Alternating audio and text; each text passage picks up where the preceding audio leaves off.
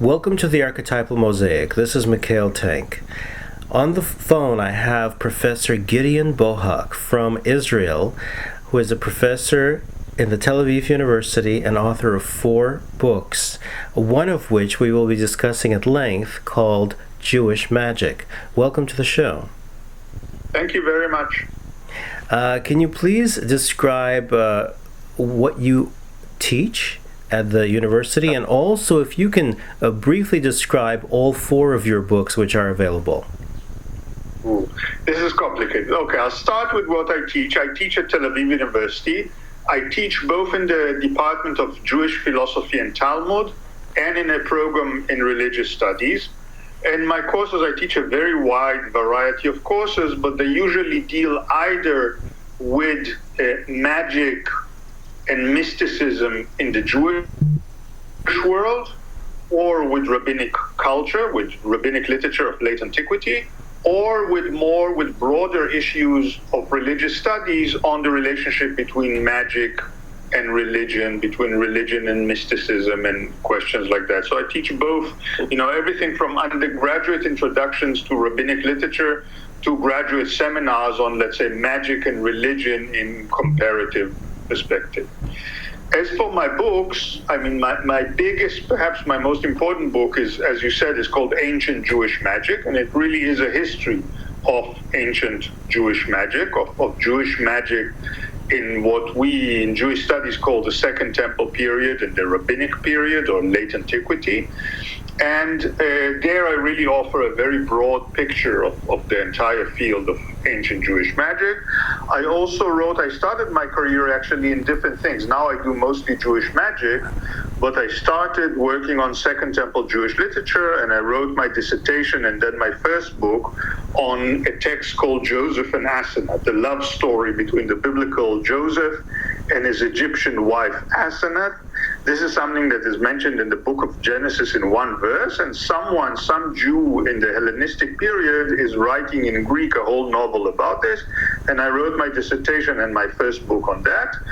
I then wrote my book on ancient Jewish magic, and I also published, first of all, a textual edition of one very long medieval Jewish manuscript of magic in Hebrew and some Arabic and some Aramaic.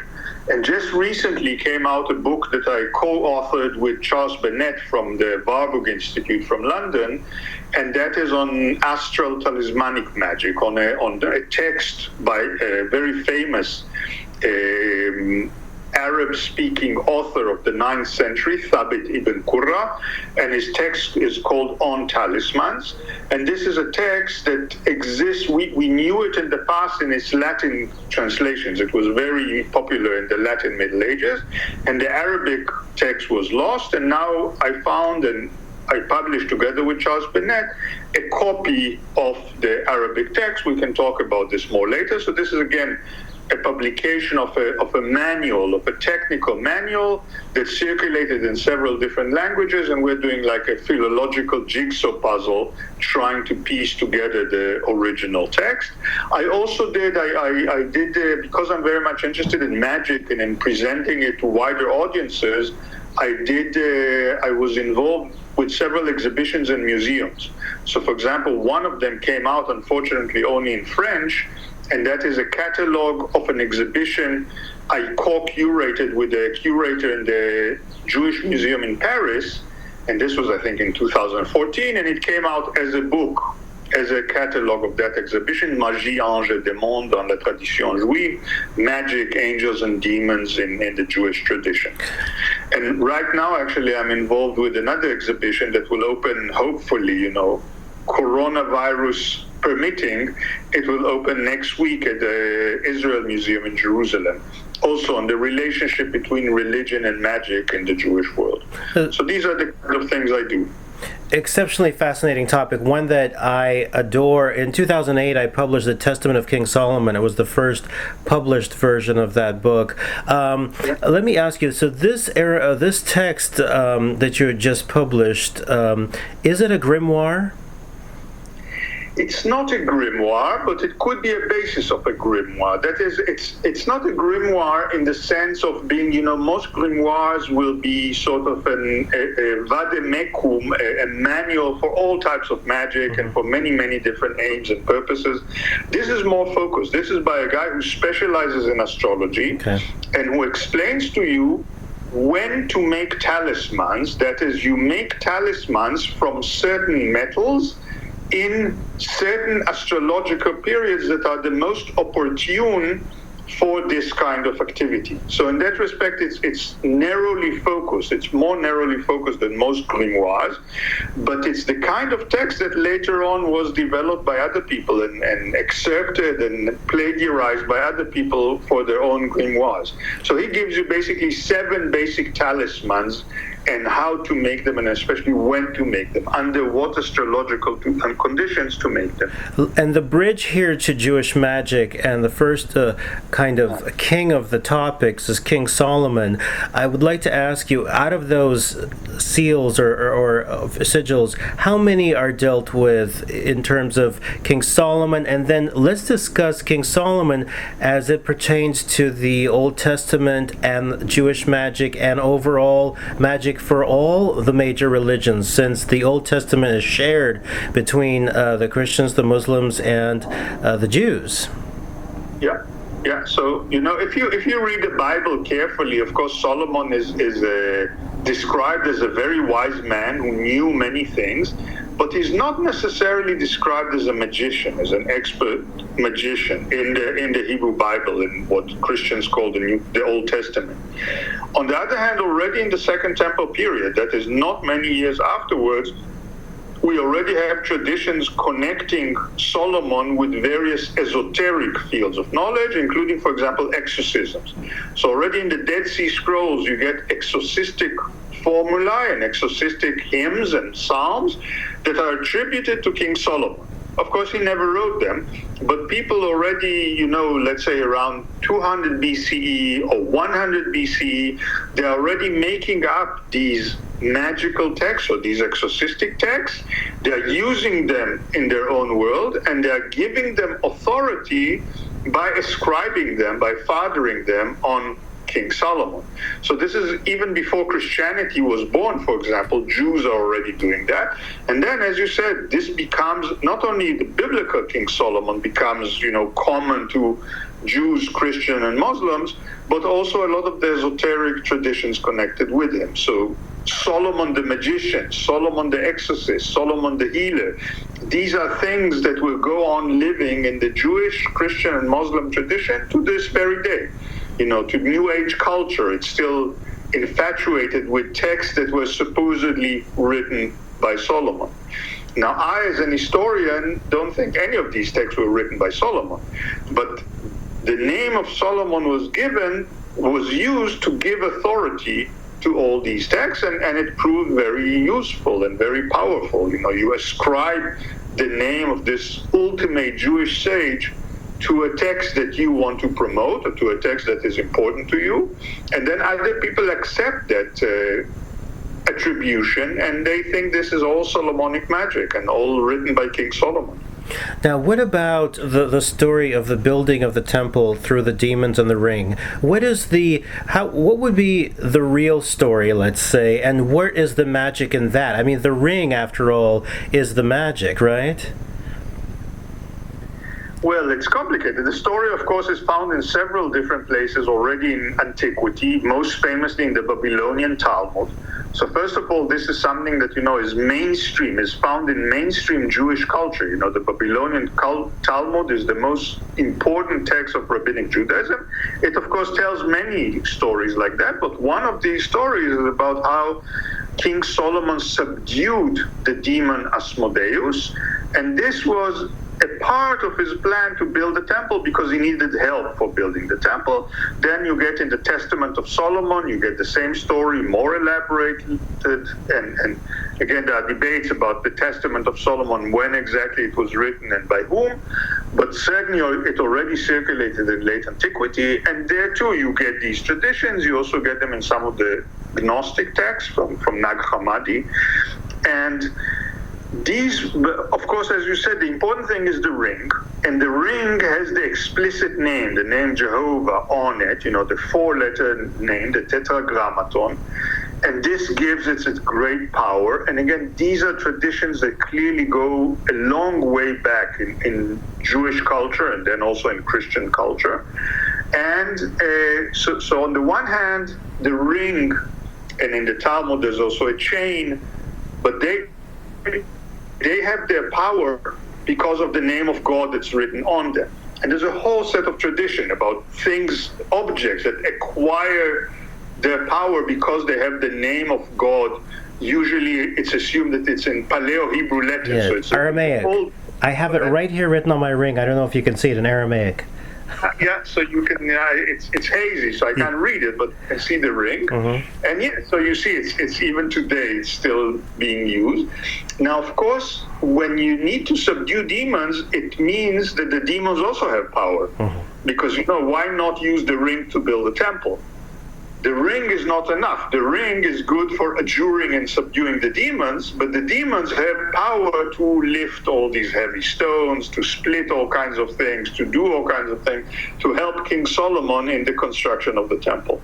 So you get this very typical in Jewish magic and also in Christian and Muslim magic, where you get these demons, they are scary creatures, you're afraid of them, Jinn. But then develop techniques to subdue them and to make them help you in whatever you want to do. So there's this love-hate relationship between humans and demons and magicians and demons. They're afraid of the demons, but the demons have power which you want to tap. So, if we can learn how to use their powers, for example, by adjuring them with God's name, then, this is something we really want to do.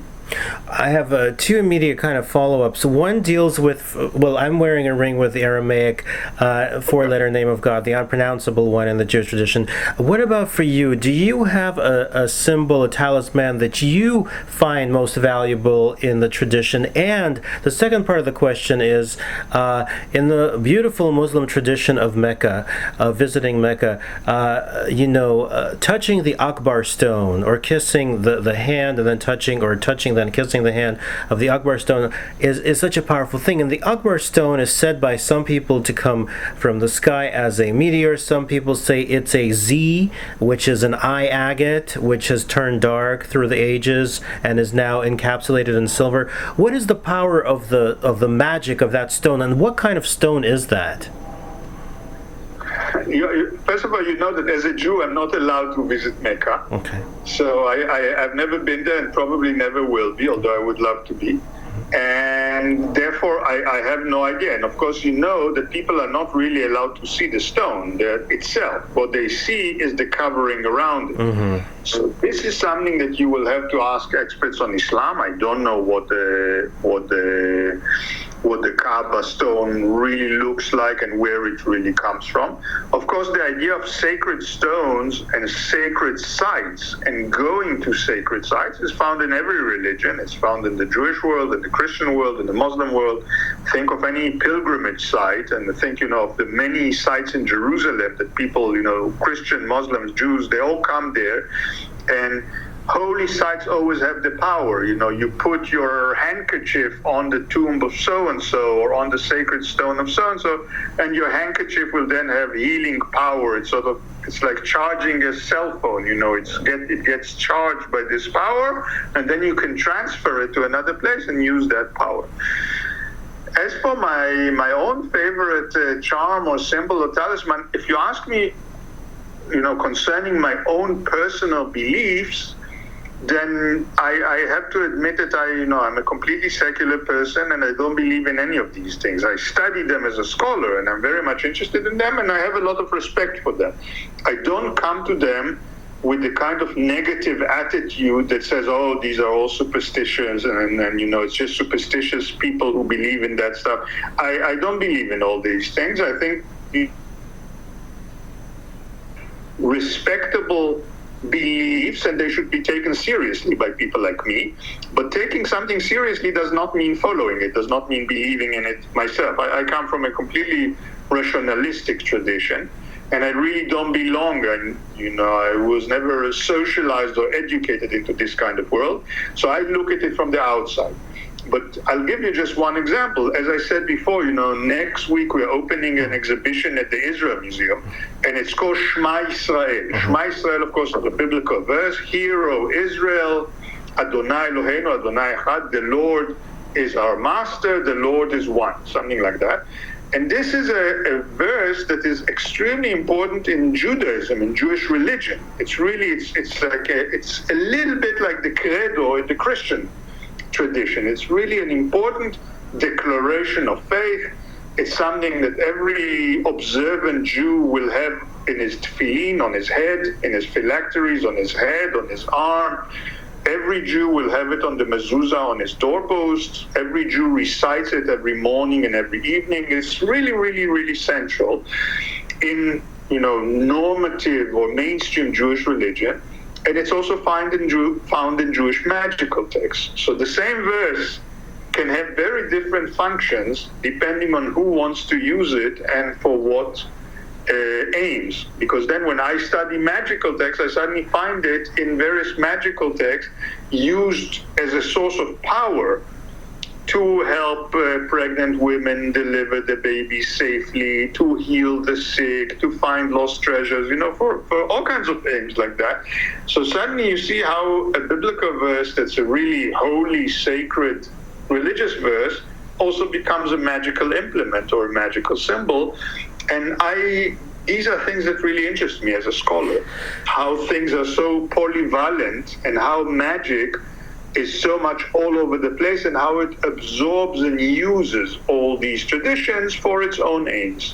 What I want to say is that, I'm less secular, more magic, and interesting. I actually utilize these things, and I have to tell you, it's a matter of getting into the archetypal flow. It's like a vein, and when you enter it, you can just read the words. It's like a prayer. It's interesting. I was actually raised in a private Jewish school, and I remember them teaching us how to pray, and it sounded like babble to me, blah blah blah blah blah. And then I met this Rabbi Schimmel. I made a movie about him, and he said, infuse it, get into it, hear the words, the intonations, every meaning, get your soul into it, and from that point on, it was very clear, you can either just babble, or you can really, really utilize something, and that's where the difference is, I think. There's so many questions, but Let's go into this. So the Kohanim in the Jewish tradition are the priestly,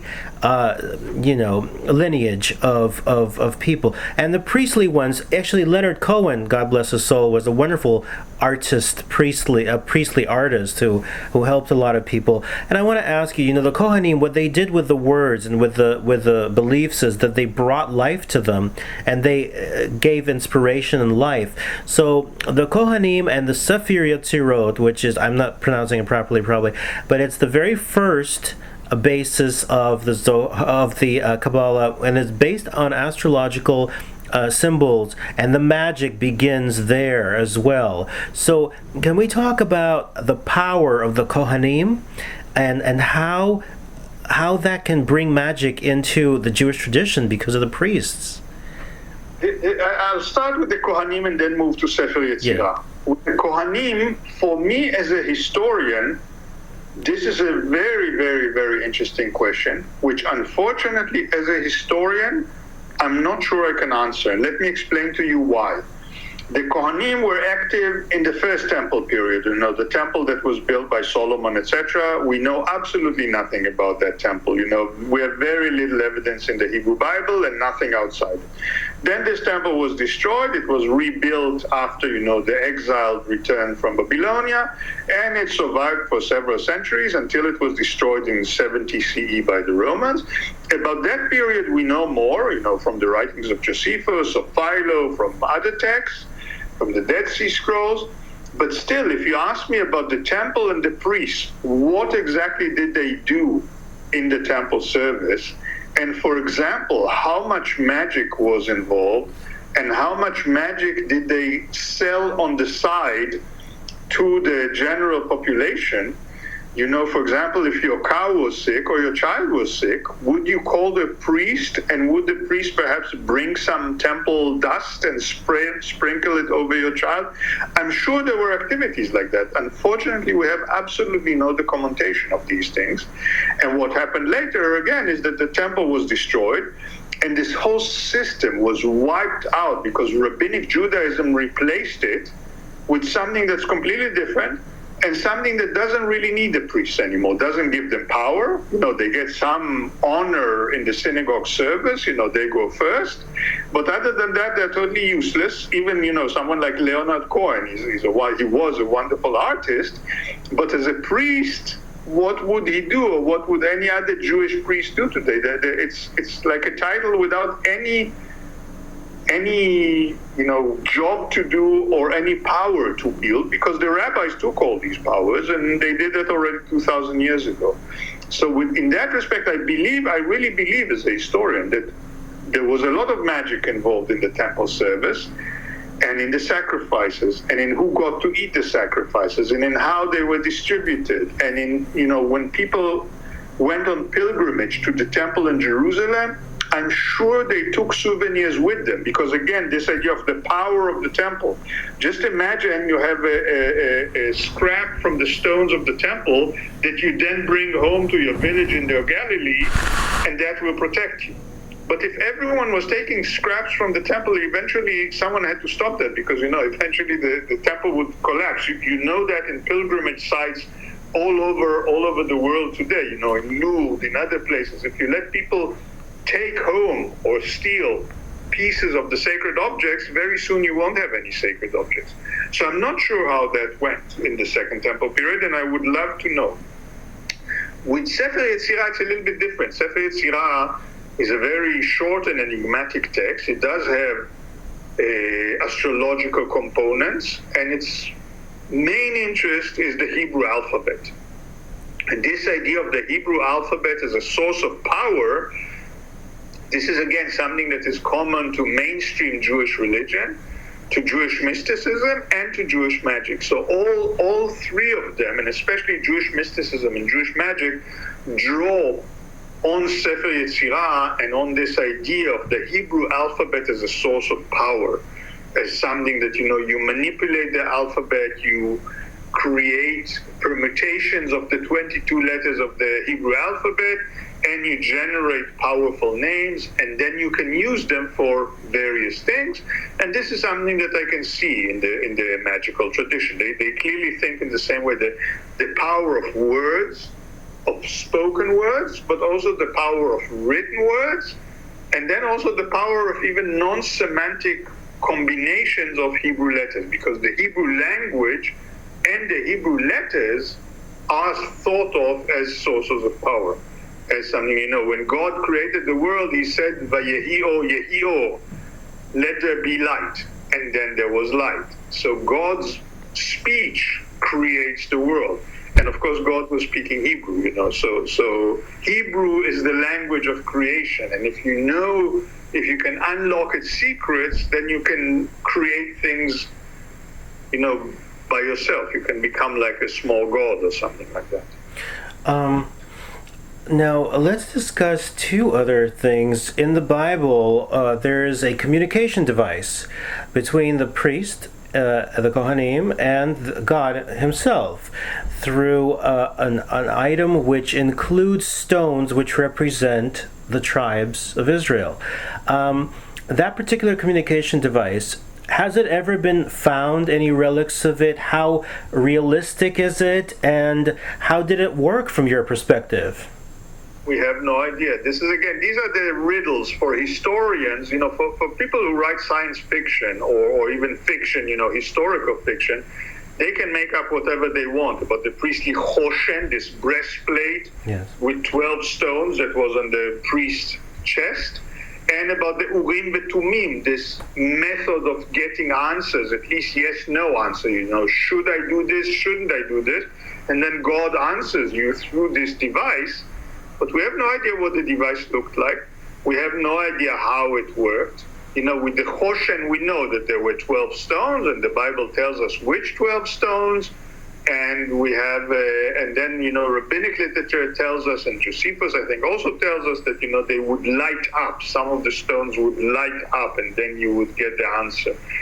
We would love to see it. We would love to have, but of course, all this was burnt, by the Romans, if not long before. And one thing that is important to remember, because Jews have always been so averse to iconography. You shall make no image, you shall have no image, etc., etc. Yes. We don't have any imagery of what things went like in the temple. The temple itself has been destroyed. There's archaeological evidence of the outside structure. You go to the Western Wall, you go to the whole, what the Muslims today call Haram al-Sharif, and you see the foundations that Herod built in order to build a temple on top of all this magnificent structure. But the temple itself, of course, is no longer there, and there are no remains of the temple, and there's no iconography. If you want to know what a Greek temple looks like or a Roman temple, you go to Roman mosaics, you go to Roman pictures, you go to the many, many, many iconographical remains from the Greco-Roman culture. From Jewish culture, there are far fewer iconographical remains. So, for example, I would love to see, a second temple image of the high priest with the Choshen, with the Urim Tumim, whatever. There's none of that. So all we have is our imagination. Just now there's a film running in Israeli cinemas called Agadat Churban, a legend or a story of the destruction of the temple. And it's a very interesting film it's like a cartoon. It's made up of I think. Slight technical issue. Coming back on.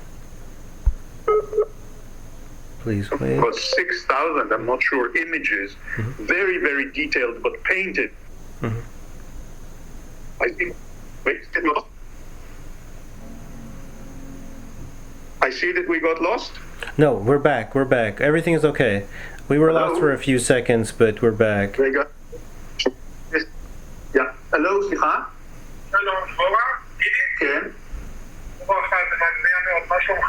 בסדר, ממי זה? אני פשוט באמצע... We're having an interview with Gideon Bohak, professor at the Tel Aviv University and author of 4 books, and we're discussing Jewish magic, and it's a very interesting conversation. We're going to return to it in just a moment. It's a beautiful day today. Time to do magic. Check out the books available on Amazon. Sure. Sorry. No problem. Sorry. We're starting again. Where did you lose me, or where did I lose you? Well, we were kind of finishing up the concept of how do we find this incredible communication device with God, and the fact that there's, must have been burned, and that the Jews didn't do iconography due to the non-idolization concept. Okay. Let me ask you this question about vilification. So, when you vilify people because they're intelligent, because they may have a direct communication, that they don't need an operator or they don't need a secretary to talk to God, they can talk directly. There could be jealousy, there could be envy, and anti-Semitism crops up throughout history due to a lot of these things. And I want to ask you, when we talk about Jewish magic, some people will go, "Oh, Jewish magic, that means evil, and that leads to anti-Semitism." There's this horrible kind of misconception about magic being bad, about magic being of super intelligence, and that being evil because some people can't connect to that. Can you kind of demystify all that and kind of clarify that for people? Yes, this is first of all, let me say about magic. Magic, in a way, is a technology, and I'm not saying it's an effective technology. I don't think so, but it is a technology for harnessing supernatural powers to do whatever you want them to do. And whatever you want them to do can be, to help a pregnant woman deliver a baby safely, and can also be to kill your neighbor or to ruin his house. God forbid. So, you don't want to do that. Okay. So in that respect, magic really can and was used both for beneficial aims and for harmful and aggressive aims. That it contributed to anti-Semitism, this is a complicated issue because that on the one hand, there's no doubt that one of the anti-Semitic stereotypes was about Jews dealing with magic, and especially claimed that Jews were dealing with magic in order to harm Christians. This is especially in the medieval Christian world, you get these things. On the other hand, one of the things, if you read 19th century Jewish literature, one of the things they tell you is, no, Jews don't do magic, Jews are not superstitious, these are all, this is not true. And of course, this is very apologetic and this is very inaccurate because Jews really were practicing magic. I'm not saying that they were practicing magic against Christians. You see, this is the difference. The question is, the gap between the anti-Semitic stereotype and the reality is not in the question of do Jews deal with magic or not, because they did. It's, are Jews inherently anti-Christian or not? And of course they were not inherently anti-Christian, but the stereotype made them so, and therefore said, yes, and they also they use their magic in order to harm us, in order to do all kinds of bad things to, bishops, kings, ordinary Christians, etc., etc. But it's interesting. Sometimes there's nothing to do with anti-anything. It has to do with kind of a high intelligence, and that a certain group of people may have a higher intelligence than others, and the people who have kind of a little bit less may feel like they can't understand it, or they feel jealous, and then so they feel like they should vilify in order to regain power. It's happening all over the place, and I think from that perspective, the Jews are always kind of attacked because they can go places that some people can't. And I was just wondering, how does one say to others, like, it's okay, we can explore this stuff, we can share this stuff, it doesn't have to be considered evil, because it's not. I think that there's a big difference between what's going on today and what went on hundreds of years ago, and this is the question of secrecy. A lot of this material was secret. And the minute you have secrecy, it's very easy to blame people for what they're doing because you don't know what they're really doing. Today, it's all online, it's all available. You can read, people like me are publishing these texts, and you can really see what Jews were doing, and you can see what Jews are doing today, and then you can judge for yourself. But of course, one of the things, magic often comes with secrecy, because the source of power of the magician is that he knows what to do and you don't. Otherwise, why would you come to him if your wife is sick or if your neighbor is irritating you and you want to harm your neighbor? Why would you come to the magician if you had, like we have today, astrology for dummies, magic for dummies? If you had books like that in the Middle Ages, why bother go to the magician? So the magician has this knowledge, and this is esoteric knowledge. This is knowledge that he shares only with very few people. And of course, not if he's a Jewish magician, he will almost never share it with non-Jews.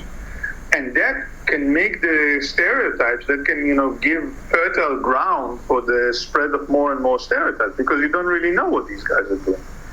And of course, from a Christian perspective, a lot of standard or normative or halachic rabbinic Judaism also looks like magic. They put all these funny things around their hands, and they put these funny boxes on their heads, and on Passover they take a feather and they go looking in the walls of the house for anything that might be leavened, and they do very funny rituals, and they dress in a funny way, etc., etc. So a lot of what Jews do can easily be interpreted as magic. Now, I of course don't fall into that trap. I say, okay, this is normative Jewish religion. This is, what Jews do in their synagogue and what Jews do in their daily prayer and what Jews do on their holidays. But then there's a whole other field of, okay, what do I do when my wife is sick and the doctor can't help her? Or what do I do when my neighbor irritates me? Or if I suspect that there's a treasure somewhere in my house, how do I find it? And there you get into the realm of magic. You know, it's interesting also in the Jewish tradition, men were capable of doing magic, along, of course, with women, but in many other belief systems, women were the practitioners mostly. Can you discuss that? And then also God's magic. When God said, you know, I will kill the firstborn in Egypt, you know, due to the slavery and all of this horror that happened there. I mean, and then, you know, he wiped it out when he parted the Red Sea. What about God's magic? Okay, so I'll start with the gender issue. This is a very, very interesting issue because, of course, in the Jewish world, there's a very, very strong stereotype connecting magic with women. You know, it appears already in the Hebrew Bible. It's even more pronounced in rabbinic literature. You know, the rabbis will say things like, if you have many wives, and of course this was a polygamous society, rabbinic society, so if you have many wives, you'll also have much witchcraft. Marbe nashim, marbe kshafim. Why? Because women engage in witchcraft and magic. It's obvious. And you know, when you talk about witches in the Jewish world, it will almost always be female witches. It's mechashefa, not mechashef. It's a female witch. It's very clear that, you know, and the rabbis also ask, why do you immediately speak of a mechashefa in the feminine? Because most women engage in sorcery. So there's this connection between magic, witchcraft, women. On the other hand, when there's a scholar, you go and look at the texts of Jewish magic and you ask who is writing these texts. It's almost always, when we can tell who is writing them, it's almost always men. So men are practicing magic, but they're blaming it on women. They're saying, oh, no, we don't do these kinds of things, especially they, you know, they are the witches there. And even they will even say things like, we are now doing things against the witches. So we have all these special spells and all these special things against the witches. So this whole issue of the interplay of magic and gender, and magic and men and women in the Jewish world is very much an important issue. It's an issue, by the way, that's still alive today. I mean, look at the figure of Lilith. You know, Lilith is the primeval woman who is the sort of archetypal demon, female demon, a demoness. And, you know, today you have Jewish feminists who are actually adopting Lilith as a kind of a role model and as a kind of a heroine. So still, she's very much alive in this, and she's, you know, she's a very good symbol of the connection between gender or sex, female sex, and witchcraft and demonology. You know, this figure of a female demon who seduces men and does all kinds of destructive things and kills babies and all these things. So you get that this is really a big topic that's all over the place. With regards to God's magic, I think this is really an issue of definition. I mean, you can really say, and you know, there was a scholar who wrote an article once, was God a magician? About Sefer Yetzirah, and about the theories in Sefer Yetzirah, the book of creation, of how God created the world.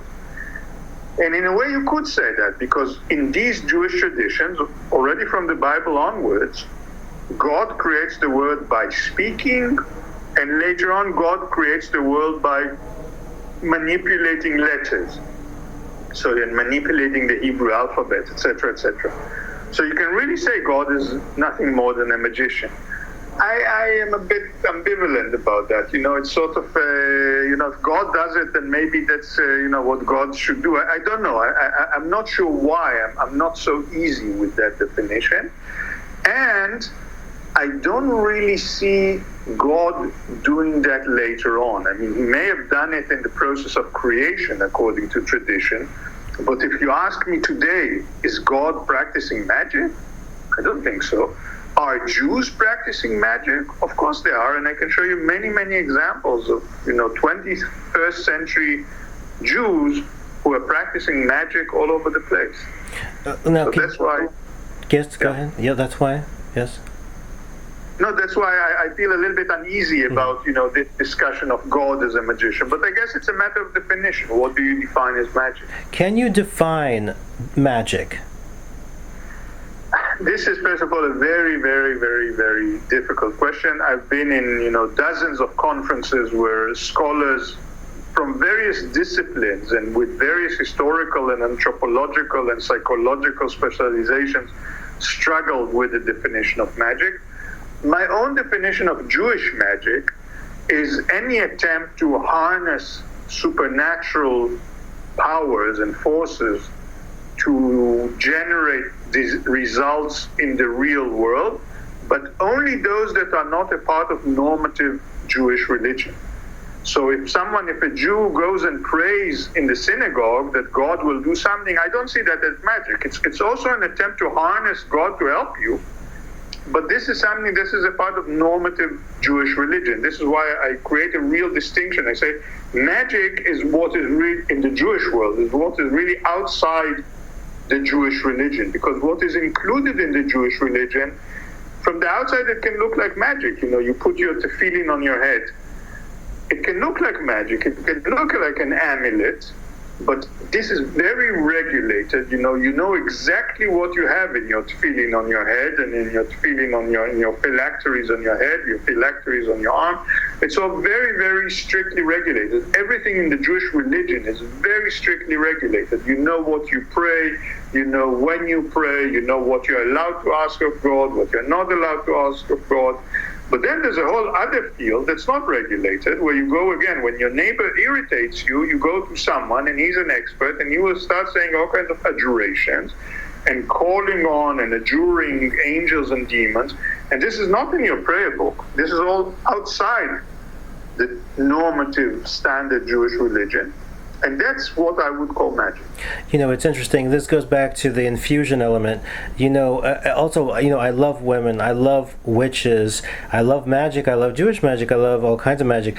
I'll tell you this, that the thing is that's separate. For example, when you're wearing the tefillin, the box that you're talking about, if you're just, again, putting it on the way you were taught, and you're proceeding to repeat the words, that's, a prayer of some sort.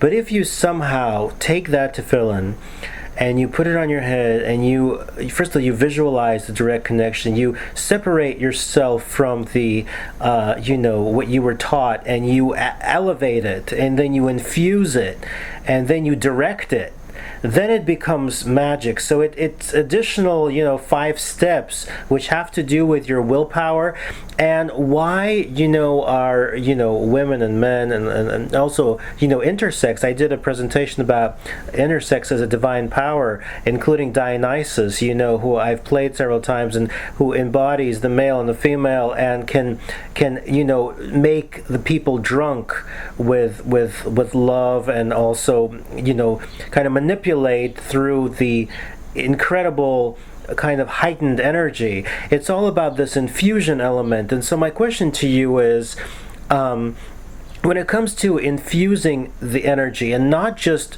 repeating, but elevating it and directing it, in your work and in your research and in your writings, have you noticed or communicated with the people who do this in order to kind of figure out how, instead of just, the text and stuff, but how to actually infuse it, how to make it come alive? First of all, let me add here that, we were talking about magic, we were talking about religion, we haven't yet spoken about mysticism. What you described, I would classify more as mysticism and as a mystical experience. You infuse your daily prayer or your tefillin or whatever with more meanings, you elevate it, you get a higher, a richer experience.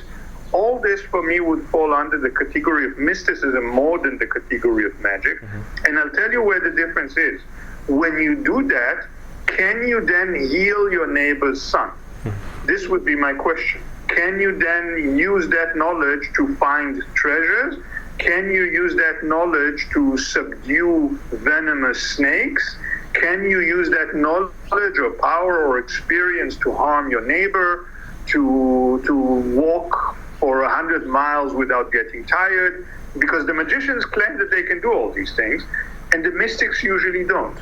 So the mystics will talk about their own inner experience, about how it helped them, how it shaped them. And it can really, reshape their personality, reorient them, all the things that William James would talk about.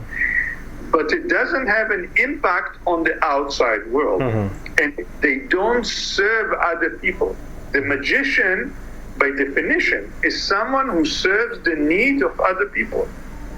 Have you ever met a magician as you describe? I've met people like that. Of course, they don't talk of themselves as magicians today, Jewish world. They talk of themselves as Kabbalists, and they say that they are doing the practical side of Kabbalah, which, okay, I let them say that. I think of them in religious studies terms. I think of them as magicians, because when I ask, okay, what do you do? I write amulets for people, I do exorcisms, I summon demons in order to interrogate the demons. For me, all this is magic, but magic is forbidden to Jews, so they would never speak of themselves as magicians. They speak of themselves as people who do practical Kabbalah, and, they certainly believe that it works. They will tell you many stories about patients who came to them asking for things and received the things that they ask, or some of the things that they ask. And, I, in a way, I'm not trying to go beyond that. I'm not trying to say, okay, but maybe it was all psychological, maybe it's all placebo. I'm not interested in that kind of thing. I'm not interested in, let's say, unmasking these people. I don't believe in that. I'm interested in seeing what kinds of things they do. For me, as an historian, the main interest is to see how old are the texts and the traditions that they use.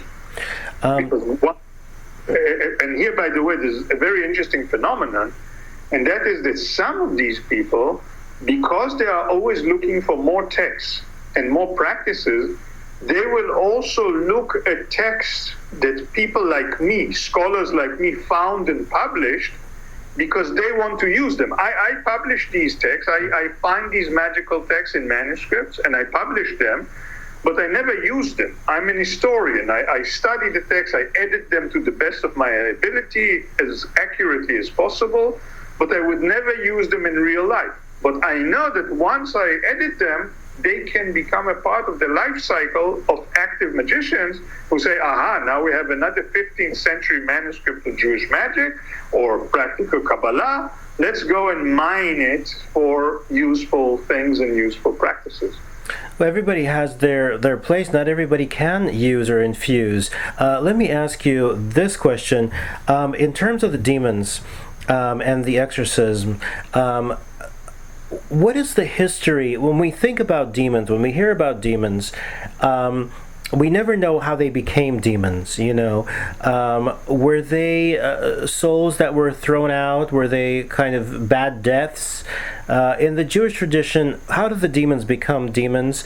And then the second part of the question is, in terms of the concept of magic is forbidden, but if we look at the Old Testament, supposedly King Solomon, as we mentioned, did actually clearly practice magic. So why was he not forbidden? Why are others forbidden? Okay, these are two excellent questions. With regards to demons, there are many, many different etiologies. That is, many, many different explanations of where demons come from already in rabbinic literature. Some will tell you that demons are, in a way, like ghosts. They are the souls of bad people. Some will tell you, a very famous rabbinic claim is that demons, when God created the world in 6 days, he wanted to create more creatures, but then the Sabbath came, and of course he stopped working, and there were creatures that were left half finished. And these are the demons. So they are sort of airy creatures that didn't yet get a body, because God sort of got stuck, in the middle of his creation project. So it's like an unfinished creature or something like that. There are stories about, the fallen angels, that there were angels in primordial times who fell in love with human women and copulated with them, and this miscegenation of, angels and humans created a lot of demons. So there are many, many different explanations and etiologies. There are also stories about demons, as I mentioned about Lilith, for example, before, copulating with males, with human beings. And of course, when a female demon usually copulates with a man, with a human male, what you will often get is more demons. So the demons generate more demons all the time. The number of demons is not prefixed, and they are born, They can, procreate, they can generate more demons, they can also die. And rabbinic literature already tells us all these things.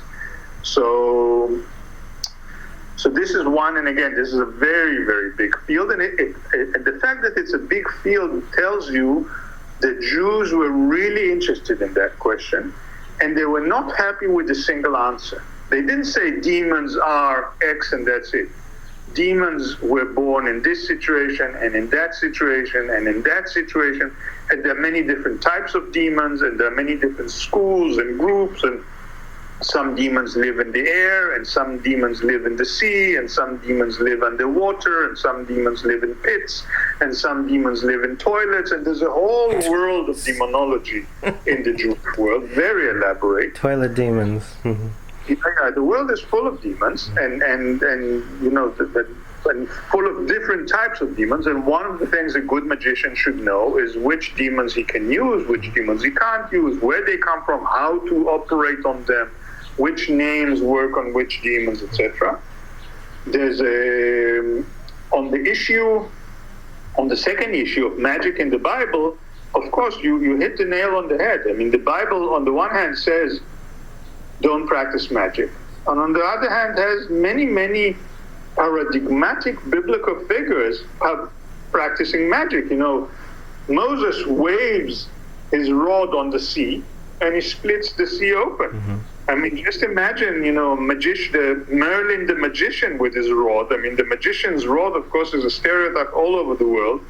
And what is, splitting the sea with the rod, what is it if not magic? When Moses and Aaron are fighting the Egyptian wizards, we are told that the Egyptian wizards are magicians. The Bible makes it very clear, and they can do various things, and Moses and Aaron can do exactly the same thing, only better. So where is the difference between what the Egyptian magicians do and what the Jewish guys do? Why are they not magicians? And I believe that this is one reason why in later periods it was so difficult to forbid and to outlaw Jewish magic, because already the most basic Jewish book is full of it. Prohibitions on the one hand, and people who do what, to any normal person would look like magic. This is Moses, this is Joshua, this is many other biblical figures, and they all do that. And the Bible sees nothing wrong with that.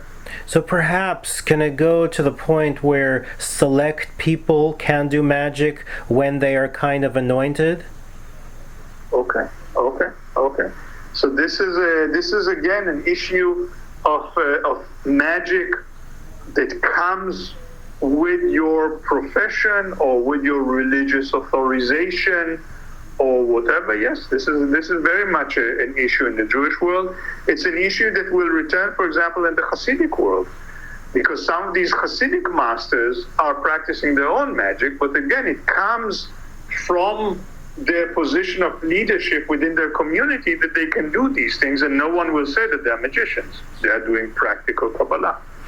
Great. As we begin to wrap up, let me ask you just a few more questions. The first one is another two-part question, because there's just so much to talk about, and that would be our brothers and sisters, the Muslims, and their concept of the jinn. And the jinns and the demons are kind of similar, in my opinion. And I want to ask you, what are the differences and what are the similarities between demons and jinns?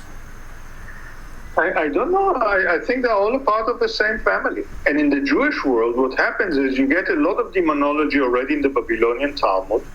Then the Muslims come in. They conquer Palestine and the land of Israel. They conquer Babylonia, Mesopotamia. So they conquer all the areas where Jews live. And most Jews, in the 8th, 9th, 10th century, most Jews live under Muslim rule. They're very much exposed to Arabic demonology and to stories about the jinn. And then they adopt it, and it just becomes one more layer in their demonology. So you get demons like Ashmedai, who is already there in the Second Temple period book of Tobit, and is there in the Babylonian Talmud. And then you get demons like Maimun or Shamurash or Shamurish, who come in only in the, who are borrowed from the Muslims. But I don't see a major difference between this kind of demonology and that kind of demonology. They all get involved, and because demonology is anyway so complex, so it can incorporate more Christian demons, Muslim demons. They're all over the place, and they're all over. And by the way, you get the same thing in Islamic or Arabic demonology. You get a lot of these Jewish demons, Jewish angels, Jewish stories, and of course stories about Solomon. We mentioned that before, but also stories about Moses, about the rod of Moses, stories about demons, stories about angels. In a way, this is a kind of a knowledge or a belief system or a cultural system that is almost common to Jews, Christian, and Muslims in the Middle Ages. Now, a little bit about temperament and blood, in the sense that, some people say when blood boils, you have a temper. It's interesting that another aspect is King David, of course, Solomon's father, supposedly had blood on his hands, so he was not authorized to act in magical ways. And I want to ask you, King David was in some way restricted, whereas King Solomon wasn't. If you can discuss that. And then the other thing is the temperament. We discuss the different locations, the different male, female. The temperament, can create a boiling of blood, and the boiling of blood can turn into magic, because after all, when you're cursing someone just out of the mere hate of something that they've done so wrong to you, the infusion of the anger and the direction of a specific source, it becomes the magic, and therefore a new writing can be done simply out of somebody hearing what you say. So the combination of all of those things, the blood and the temperament. The temperament, first of all, the whole issue of blood and the use of blood of animals and blood of human beings in magical rituals is, again, a very, very large issue. For example, various uses of menstrual blood that was always thought of as... Slight connection issue. Please hold on. As a very powerful substance, and also a very... You said a very powerful substance. Can you just go back 1 second, because we had a slight connection issue? I know why also, just a second. Mm-hmm.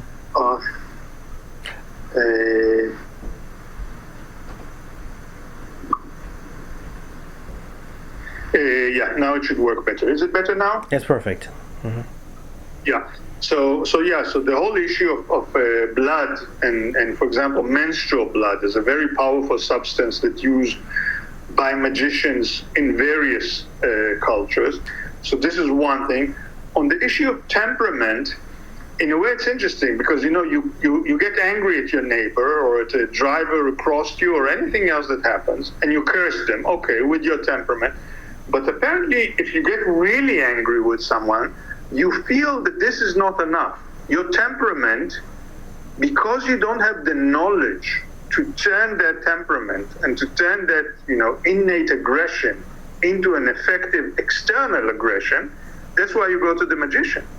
You say to the magician, look, this guy really pissed me off, or this guy really harmed me, or this guy robbed my money. Can you harm him? And the reason you do that, and people did that, for 3,000 years, and will go on doing that, is because you don't believe that your own anger and your own temperament is enough. You need special knowledge. This is where the magician comes. And then the magician will do a special ritual, and he will create a special voodoo doll, and he will, stick needles into it in special places and in special times and under special conditions. This is what the magician knows, and the regular people don't know these things. That's why experts. So let's talk slightly about King David, and then I'd like to kind of follow up on what you said and ask you, there are people now in this society, I read on the news recently that there some people who have been really hurt and violated. They just say, I forgive, I don't want to harbor the anger, because the anger will eat me up inside, because the anger will hurt me. But by doing so immediately and releasing everything immediately and quickly, whether it's because of the New Testament treatment, or whether it's because of not trying to get sick, because you don't know what to do with this energy. The real question is, how do you forgive something so quickly when it's such a something really big? Is it a fake forgiveness? Is it a kind of like external forgiveness, like a fake smile? What's underneath? What do you do with all that energy afterwards? First of all, I don't know. I'm not a psychologist. What I do know is that one of the explanations that people give, for example, anthropologists like Bronislaw Malinowski, one explanation they give for the popularity and universality of magic is that magic allows you and gives you an outlet for your feelings. So, for example, if you have feelings of aggression against someone, instead of letting these feelings eat you up from the inside, if you go to someone and that someone produces a voodoo doll and you start sticking needles into it, or he does it for you, and you curse it, and you go up to your roof in the middle of the night and you invoke the moon and the planets and whatever to harm this person, you've done a lot of, what you think you're doing is you think you are engaging supernatural forces to harm your enemy. Mm-hmm. But what a psychologist would tell you is that what you really did was working on your own aggression and sort of diffusing your own aggression in a very useful and powerful way by ritualizing it, by creating all these things, by doing all these activities. And tomorrow you'll feel much better. Your enemy may not be hurt, but you will feel much better. And I'm open to these kinds of interpretations, but I'm not a psychologist, so this is not my main interest in these things. Also, we know that voodoo can be used for wonderful things as well. So tell me, now that we're kind of wrapping up the interview, just one thing about King David, and then about your books, and then we will be complete. King David, now, he had blood on his hands. Did that restrict him and his abilities to utilize the higher realms? This I don't know, because the Bible says, of course, that, God tells him that he will not build his temple because he has blood on his hands. But in the Bible, David is not depicted as someone, he's a warrior, he's a lover, he's a sinner, he's a fornicator, he does many things, and perhaps he also writes the Psalms, so, he's also a writer, a singer, whatever. But he's not described as a mystic or a magician. He's not described as someone who has, even close proximity with God. He's a leader of the people, but he's not even a prophet. He's not really someone like that. So I just don't know whether, the fact that he had blood on his hand was somehow supposed to prevent him from these kinds of activities. I don't think he engaged in them from the very beginning. With regards to things that I've written, all the stuff that I've written, the books, of course, there are issues of copyright, but I've also written, 100 articles, and they're all available on my academia webpage. I don't know if you know this site, academia.edu, and there you find, scholars mount their own publications on this website, academia.edu, and there you can find all my articles, including many, many things that we discussed here, what demons look like, what demons do, magical activities, magical rituals, aggressive Jewish magic, the history of Jewish magic, etc., etc. I write a lot in Hebrew. I also write a lot in English. So, if someone if someone can read both languages, then he'll have more. But dozens of articles there in English for anyone who wants to download them for free and read more about this. He or she will find what they are looking for. So basically, the 4 books are all available on Amazon worldwide. Yeah, I assume so. One of them may be a little bit more difficult. It will be available on Cherub Press. I'm not sure it will be available on Amazon. And the others should be available on Amazon easily. Certainly my book on ancient Jewish magic is easily available on Amazon. And the Cherub Press, would that be the brand new, the Talismans book? That would be, the Talismans book came in Italy, and it just came out now in a publishing house in Florence. I assume that too will be available on Amazon. I'm not sure how exactly it works. The name of the publishing house in case people want to buy that book? Sismel Edizioni del Galuzzo. Sismel, Sismel. Okay. But they can just look for Charles Burnett and Gideon Bohak, and the title of the book is Thabit Ibn Qura on Talismans, and they will find it easily. Okay. And you were talking about the book that's hard to find. The book that's hard to find is my edition of a 15th century manuscript of Jewish magic, and that can be found on Cherub Press. Cherub Press is a press in Los Angeles that specializes in Kabbalistic and magical texts. Wonderful. And is run by a scholar and a friend of mine called Daniel Abrams. And do you have any plans to write another book that you could share? Well, I'm planning several other books. What I'm mainly doing now is more editions of text, various texts, usually also accompanied by English translations. For example, a lot of astrological texts, but also demonological texts and other texts, because this material has not been taken seriously enough by scholars in the past. So there are really hundreds of manuscripts that no one ever looked at. And when you start looking at them, you find all these very, very interesting texts. And my main interest at the moment is to make these texts available to other people. And where do you find these texts, the original versions? Either in libraries all over the world, okay.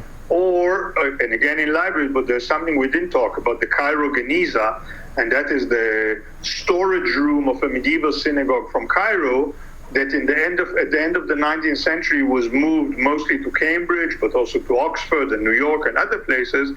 And again, it's in university libraries, and there are many, many fragments of magical texts and mystical texts. And one of the things I do is I go over this entire collection and I fish out all the magical texts and astrological texts and texts of divination, and then I try to edit them and offer additions and translations and commentaries on these texts. Do you bring translators, or can you read Aramaic and all the languages, or? I read all the, look, this is my profession. Mm-hmm. This is my job. I was trained to read these languages. And of course I seek help. They're always in each one of the languages, there are experts who are greater than me. So I always look and I ask them and I cooperate with them. And sometimes I collaborate. This book, my latest book, was a collaboration with Charles Burnett, because there are many things that he knows that I don't know. And there are things that I know that he doesn't know. So, we complement each other's knowledge. So I collaborate with a lot of scholars, but I know the languages, of course. I have to. The last two questions would be this. What is your favorite one of these texts? And what is the special element of Aramaic which brings out the archetypal energy? I'll start with the second question. Aramaic has nothing magical or mystical or unique about it. It's just a language that the Jews were speaking, let's say, in the Second Temple period and then up to the Muslim period. So just like, Jews in Eastern Europe were speaking Yiddish, Yiddish doesn't have any power. It's a language that the Jews were speaking. The same to do with Aramaic or with any other language that the Jews were speaking. The only language to which Jews really attributed special power was Hebrew. All the other languages they spoke, but they didn't really divinize these languages or gave them special or attribute to them special powers. With regards to texts, there are many texts that I like. I admit that I am especially interested in the demonologic texts. All these very interesting descriptions of demons, what they do, when they're active, how do you subdue them. So, for example, even a text like the Testament of Solomon that you mentioned before. And I'm very much interested in that text for summoning demons. I'm very much interested in that. You sit in a circle, you burn various types of incense all around you, and you start invoking the demons, and they're supposed to come from all over the place. You sit in a circle so it will protect you against them, because they're dangerous and they could be malevolent. But you want them, you want to subdue them. So you have this whole ritual that is in many, many different manuscripts and in many different versions called, the Book for Gathering Demons. This is a text that I really, really am interested in, because it's something that there's a psychological element here that really, really interests me, because there is an element of autosuggestion. You sit in the circle, you smell all these smells, you do all these rituals, you fast, for 3 days in advance. Eventually you will start seeing visions. Eventually you will start seeing things. and you see all these demons coming in, and you're afraid of them on the one hand, and on the other hand, you really want to subdue them, and you really want to use them because they have all this power and all this knowledge that you don't have. So they could be very useful for you if you knew how to use them. And this is something that I find very interesting. It's a little bit like, we would all love, to meet E.T. or whatever, someone who comes from another planet and another solar system and knows all these things that we don't. And, if we could find these creatures and communicate with them, it would be so great. We're all science fiction is infatuated with that. And in a way, this is the ancient or the medieval equivalent of this kind of infatuation with creatures who can do things and who know things that we don't. They're very powerful, they're dangerous, but let's try to befriend them and communicate with them. And if we help them, they will help us and things like that. But I find that very interesting. Well, the thing that really separates the magicians from the non-magicians is the fact that, for example, when King Solomon did that, supposedly, he used it for the benefit of all. So the temple, but a lot of people want to use it for their selfish reasons, and then they self-destruct, just like hubris. And then therefore is the separation of the true talent versus the selfish ones. Or religion versus magic. Yes. And a good definition of the separation between religion and magic. And the final encore question about Jewish exorcisms. How are they different from the Roman Catholic, Roman rituale? What is the part which, in the Catholic one, it's about, the power of Christ compels you, the power of Christ compels you. And in the Jewish version, what compels you? The name of God. The name of God that is written on a thing or that is recited, and there are many, many different powerful names of God, and there are many, many different stories. I adjure you by the God who delivered the Jews from Egypt, by the God who created heaven and earth, by the God who did this and this, so all his past achievements. I adjure you by the secret name of God, Yahweh Sabaoth. I adjure you by the secret name of God, da-da-da. I adjure you by the secret name of God, da-da-da. Of course, the Roman Catholic exorcism ritual, its ultimate origins are entirely Jewish. Wow. So, you see Jesus in the New Testament, and Jesus is a Second Temple Jewish healer, holy man, whatever, Messiah, whatever you want to call him. I won't go into this, but what he does are typical Jewish exorcistic practices. And of course, around that, there's a whole industry and a whole textual industry, a whole group of texts that tell you how to do that. And the Christians absorb that, and then they develop it further. And as you say, for them, it's mainly, I adjure you by the power of Christ, go out. In the Jewish world, it's I adjure you by God, by God's name, by the holy angels, etc., etc. And do you have a text of the Jewish exorcism in any of your books or writings? Yeah, there are many texts. And for example, there's a book I have here behind me in my library, a book that was published, I think, only in Hebrew, called Setameh. I didn't publish it, but it's called Come Out, O You Impure Creature. And it's about an Ashkenazi Jewish manual of exorcism and the whole world around it. There are many, many manuals, Jewish manuals. What is that particular book called again, one more time? Setameh, Come Out, You Impure Creature. Unfortunately, I don't think it's available in English. I don't think there's an English translation of that text. Okay, and if you look at Ansky's D-Book, this famous Jewish play, the D-Book, and that's available in English, you'll see there, Ansky was, among other things, a folklorist, and he read these Ashkenazi Jewish texts of exorcism, and he used them when he was writing his play, the D-Book. Wonderful. It's been a true pleasure having you on the show. Audience, please check out the professor's books, writings, and many things to come. It's been a true pleasure. My pleasure.